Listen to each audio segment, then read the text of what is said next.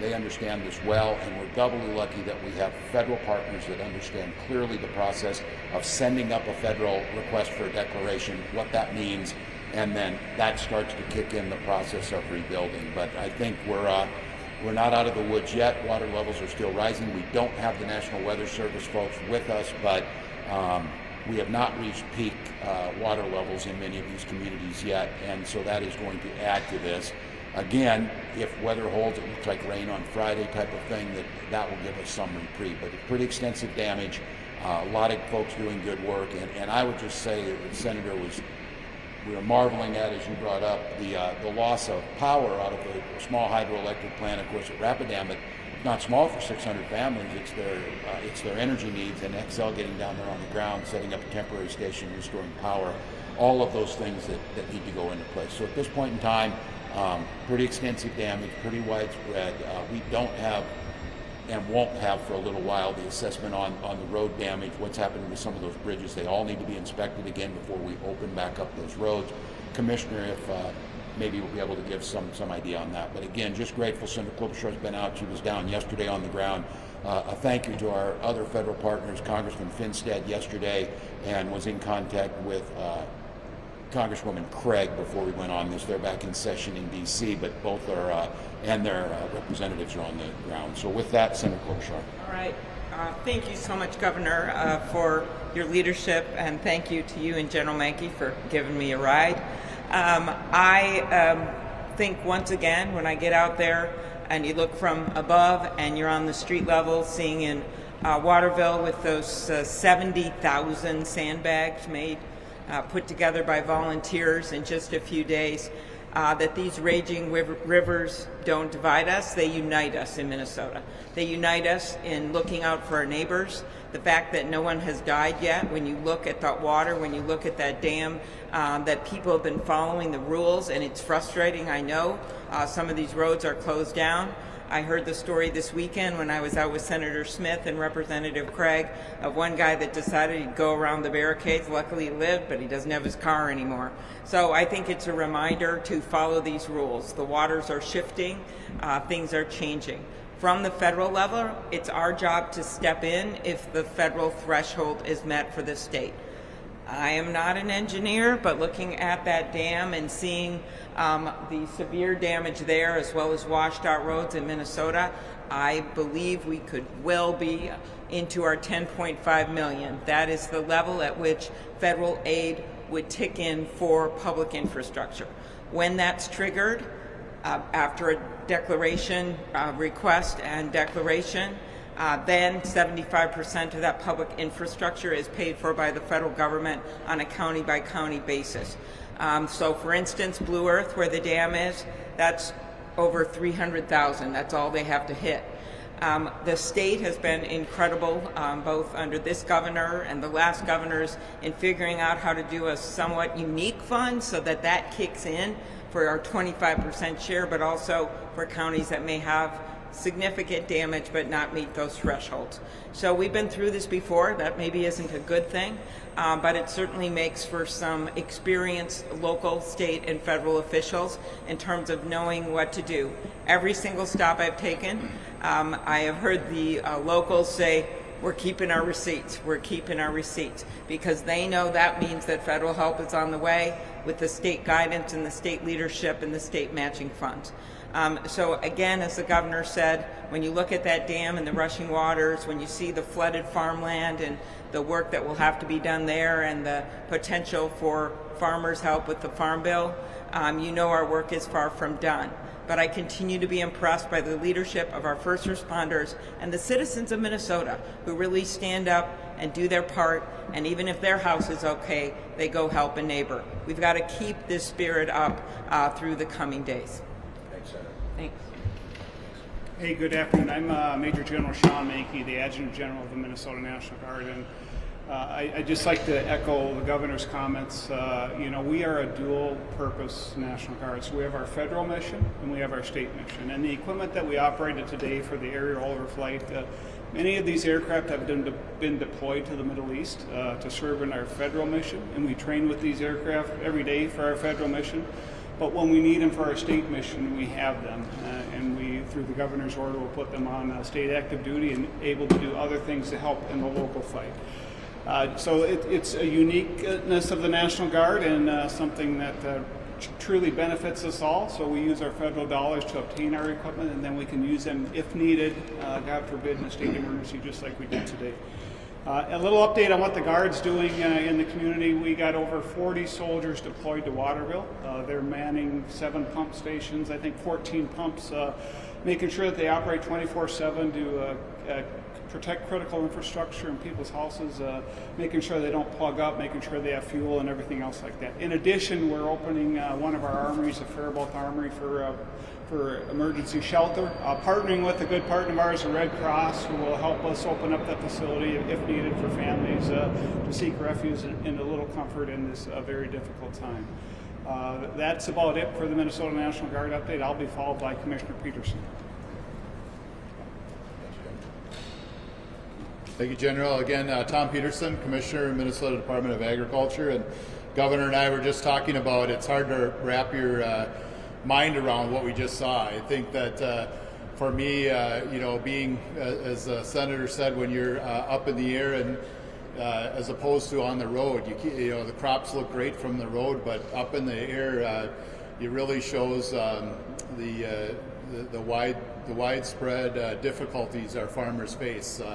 We saw a lot of those acres that never got planted this year had to get replanted, and then you see a lot of those fields are going to struggle in the coming days and weeks. And so really thoughts with those farmers. To that being said, our administration is working closely with the USDA, and as the governor said, as we look at a presidential designation, we also are looking with the USDA on localized designations and secretarial designations on a county-by-county basis. The best thing a farmer can do is, if they have a problem or they have an issue on their farm, is to go into their county office and report that damage, whether that is crop loss, whether that's water in fields, whether that's damage to their livestock facility. We need them to go in to their local county office and report that. That helps us determine the loss threshold, and that will in turn help unlock those federal and state programs that are so important to farmers. I also want to mention there's a lot of question about crop insurance that those farmers have, and I always want to remind folks that crop insurance doesn't make our farmers whole. It's an important safety net, and as Senator Klobuchar said, it highlights the need and the importance of a farm bill. And then a lot of our farmers, I also noticed, we got closer to the city, some of our vegetable farms that are drowned out or facing, a lot of those folks don't have any crop insurance, but we encourage them again to report their losses for further programs if there are some. I also wanted to mention that our Department of Agriculture has updated a new website with resources for flooding issues that farmers and Minnesotans have that are related to agriculture at our state website. I also wanted to mention, as we looked in really on the southeast part of the state, tomorrow I'll be in southwest Minnesota, in the Jackson, Heron Lake, Windham areas where they've also had many issues too as well.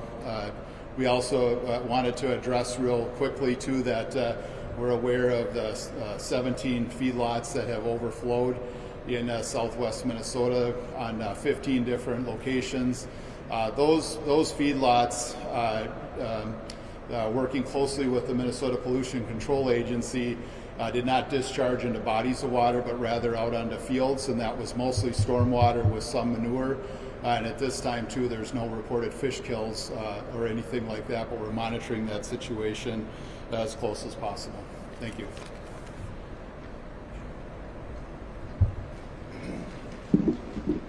Good afternoon, everyone. Bob Jacobson. I'm the Commissioner of Public Safety for the state of Minnesota. I want to thank also Governor Walz for his leadership. I want to thank the National Guard today for the opportunity to be able to tour, get the aerial view of what's happening across the state of Minnesota. It really brings it to light. You really realize that all of these farmers, all of these roads, all of these businesses, all of these residents, they're real people, real businesses that are suffering right now because of an incredible amount of flooding that's going on around the state of Minnesota. And again, our best wishes out to those groups. I also want to thank and compliment our first responders that are out there and our emergency managers who are working diligently, constantly to try to help those who have been impacted by flooding. Department of Public Safety, one of our responsibilities is to help coordinate resources out of the State Emergency Operations Center. As you know, the State Emergency Operations Center is activated and operating. There are currently no unmet needs. So as we support local, county governments on their response and recovery, if they need assistance, we are there to assist. Right now, we have no unmet needs from across the state of Minnesota, whether it be sandbags, whether it be resources, whether it be people. So we are ready and we are working toward that goal. As we do that, we are also paying attention to whether or not this can be a federal disaster declaration. As the governor has mentioned and Senator Klobuchar, I really think that this is going to meet the needs for a federal declaration. We are working right now. FEMA is on the ground with us in our State Emergency Operations Center. They were part of some of our meetings already today. We are making sure that they're aware. We're also starting to do initial damage assessments in northern Minnesota. Today was a focus in southern Minnesota.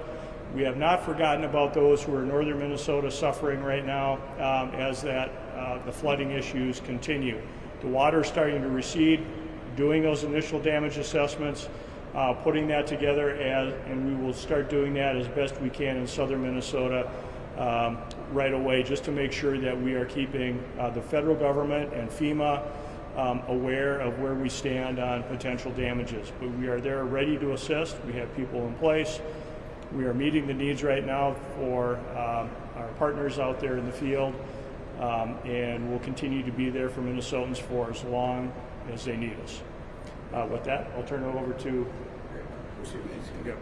We have Commissioner of Transportation here too if we have any specific questions, but really grateful for all of this, and I think what you heard was protection and safety on the front end, start to do damage assessment, and this process of requesting a emergency and everything that goes into that is very deliberate, and steps have to be taken in order. And as Senator Klobuchar said, whether it's unfortunate or fortunate, we're good at it. We know what has to happen. So these things are happening simultaneously. As the waters recede in the north, we can get our crews doing that, and then we'll start in the south. With that, any questions? Would there be a single disaster declaration or a single package paid for both? Yeah, and I'll let the experts get on this, that you always want to make it, because they will try and at times say these are separate incidents for separate storms or whatever. The federal government is usually really good. The advocacy that we have in this to make the case that all of this is a single ongoing incident, and that has happened in the past with rainstorms and flooding, that one thing adds to the other. So I think the hope is a single declaration. Exactly, and we have dozens of counties affected, and we don't even know that it's done yet. And Cook is a long way away from Henderson or from Blue Earth County, so we know that. Even last year, people maybe didn't notice those as much, but back in April, the declaration was in early summer. The aid started coming in weeks, and that was just barely had met that 10.5 million, and then we got 8-some million from the federal government even last year for floods. Another thing that we haven't noted is that through this process, Minnesota always has, over the years, gotten some flood mitigation funding. And if you talk to the mayor of Duluth, he just told me that what they did in 2012 when they had a big flood helped them from having anything bad happen this time. You look at what Austin has done, where they've moved homes. You've looked at what's happened in small communities in our state when they strengthen their levees. Over time, you can see one town gets hit and another one doesn't, because maybe for some way they were able to get grants funding or the will to make improvements. And so that's what we have to keep doing. So we do know that we save communities in future flooding when we do something now preventative. Anyone else? How are dams overall across the state holding up? Obviously, the Rapidan Dam is getting all the attention, but are there any others that you see that are in trouble or that don't seem to be strained? So as I understand the question, it's about the Rapidan Dam and if there's any other... Are there any other dams? Right now, there's no other dams that are in imminent danger. There may be some others that we're keeping an eye on, but right now we think we're okay. And again, as you've heard, the Rapidan Dam we think is going to continue to hold up. But there are going to be more assessments in the future as to that structure. Regarding agriculture, is there a separate declaration made for ag? There will be a county by county declarations that the Secretary issues. If there's a presidential declaration, that would supersede that. And so we're going on both tracks right now as we gather information. So I can't emphasize again enough for farmers to go in and report those damages as we go through both of those processes. We met with the administration with the USDA today to go through that process, and we are getting reports in to those counties. There's a threshold to hit of 30% of a crop loss by county to hit that, and that can be one crop though that can trigger the disaster declaration in that county. And that's pretty normal. We have, I think 12 counties are already in disaster declaration for previous weather events that had to do with rain earlier in the year that farmers are eligible. So again, really encourage farmers to report those acres and go into their county offices to ask if they're eligible for any of those programs. What sort of new insight do you guys get from an aerial survey that you're not able to get from boots on the ground? I just hear, what was it? What sort of new insight do you guys get from an aerial survey that's not able to be gotten from boots on the ground? And I think you got to be careful with the experts going out there and seeing it. But I think the first thing is just the scope of it strikes you much more. You can listen to the number of acres, you can hear these things, but I think each of us were talking about the amount of standing water that's out there. And then I think when it doesn't seem like there's all that much water, or you see wondering what it did. Like I'm thinking, with that Rapidan Dam piece of it, the dam, I've been over that thing 100 times on my bike. That's the Red Jacket Trail that runs right by my house. I've been on 100 times, and you don't think how close the dam was to the road that you're riding on, but watching it there, all the backswell, this is where I go to DOT, those pilings for that major bridge, I wonder about that. So for me, it struck me that there's going to be such a desire to get things open again. None of those things can open until the engineers from MnDOT are out there checking the bridges. Is that correct? That's what struck me. Yeah, I'll let Nancy go. But the two things that struck me was, first of all, the farmland, because when you're there on the ground, as I was the last few days, you actually don't see the farmland. And so that was number one. The second is what the governor was referring to, just how the roads look. I, for instance, when I got in the helicopter, thought, well, why is 169 closed? My husband and my daughter are going to see the in-laws up in Mankato. Does it really have to be closed? And when you see the water, you understand what's going on. So I really came away again with the reason that we have these rules and that we have MnDOT to set them. Good afternoon. I'm Nancy Daubenberger. I'm the Commissioner of the Minnesota Department of Transportation. And first of all, I want to say, I want to echo the sympathy. My thoughts and prayers are with all those who are experiencing loss of crops, loss of property damage, loss of access. And our folks are out there taking a look at everything. So in southern Minnesota right now, it's still identifying what needs to be done in order to ensure public safety, but they are starting some of those damage assessments. More detailed damage assessments are going on in northern Minnesota, but our governor was talking about bridges. Certainly once the water recedes and lowers, in the case of a bridge, there are a number of different things to be inspected. Not only the structure, but when you have water moving this fast, this volume of water down the river, it can undermine the foundation as well. So these are things that need to be checked out to ensure bridge safety before we open them up. Also with the roads, of course, we need to wait till the water recedes to start assessing damage. And our governor mentioned 169, Highway 169 being underwater.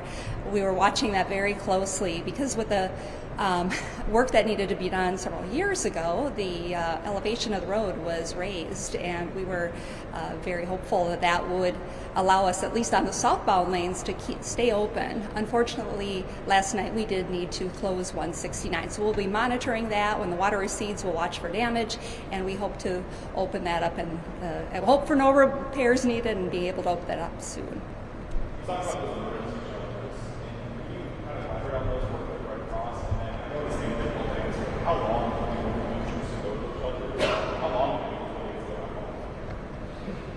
Yeah, so we, we make our resources available, as do other public entities, schools, whatnot, and really partnering with the Red Cross. And it's hard to say. I think it varies. I think that's an emergency shelter, but then there's other means where hopefully we can get them into some other kind of better shelter if their home is in fact lost than just one of our armories. Because it's a lot of our armories are like this, so it's open. You have bathrooms and whatnot, but I mean you're in cover. A lot of them are air conditioned, but we would partner with other agencies to try to get those people moved into other more permanent shelters as soon as feasible. Governor, any plans for a special legislative session for state funding? We'll see, and I say leave it open if that's necessary to make folks whole again and to get this fixed. Of course, we'll do that. We'll take a look. As I said, there's a process in this. Once it starts to unfold, we'll get a better idea of it. And I think probably that is the absolute definition of what a special session should be used for, an emergency situation where something was unanticipated to go. So I certainly leave it open to that if we need to do it, we'll do it. What would result in you calling that? Pardon me? What kinds of things would result in you calling it? Well, I think we would see if the damage was higher than maybe our account that's there. We have the disaster assistance contingency account. And I think Senator Klobuchar brought up, quite possibly after safety, the most important part of this. When we build back, it's about mitigation, and the communities have done that. Owatonna, we've worked together on a lot of these. It might warrant doing that. If folks want to get going again and want to start building, I don't want to rush folks into having to rebuild something that we're going to have to do again. And I remind folks that nature doesn't care whether you believe in climate change or not. The insurance companies sure believe in it. The actuarials sure believe in it. And we do, of trying to fix this. And I remind folks, when we did that on 169, and I don't want to speak out of turn, Nancy wasn't in at that time, but if I recall right, the engineers built that for a 500-year flood. That was 14 years ago. So the 500-year flood came in 14 years. And so I would think about something like that as we go in, things that needed to be done, if there's something we could do. But I would think if we're going to do something like that, to think about, what does rebuilding look like, smart way to do it. We'll let the experts tell us, but I think that would be something. Well, thank you all. Yeah. Just which rivers are you still watching? I've heard about Jackson and Lacey down in Southwest. Well, should have our folks here with our brief. Yeah, I appreciate it. Yeah, certainly areas around Jackson County, Windham are certainly areas that we're keeping an eye on. We are still watching Blue Earth County with Mankato and North Mankato areas. Waterville, certainly, we are keeping an eye on, and we had a really good aerial view of that today. The good news is that the water seems to be receding in northern Minnesota, so a lot of those rivers and tributaries that we've been watching, again, the good news is the weather has been cooperating, and it looks like the water levels are starting to go down. We think that some of the cresting of some of our more major rivers in southern Minnesota may not occur until Friday or Saturday. Again, weather dependent, but again, it looks like over the next couple of days we should be doing really well for weather. But those are the focus areas for us right now. Thanks, folks. Okay, thank you. Thanks, Governor. Appreciate all your help. Thanks, Governor. Yeah.